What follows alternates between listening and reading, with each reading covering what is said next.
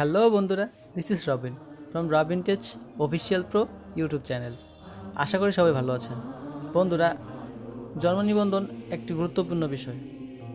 তো আজকের পর্বে আমি আপনাদেরকে শেখাবো কীভাবে অন্য কারো সাহায্য ছাড়াই নিজেই নিজের হাতে থাকা অ্যান্ড্রয়েড ফোনটি দিয়ে কীভাবে নিজের জন্ম তথ্য সঠিক আছে কিনা অথবা জন্ম সনদ অনলাইনে আছে কিনা কীভাবে যাচাই করবেন। তো চলুন বন্ধুরা, ভিডিওটি শুরু করা যাক।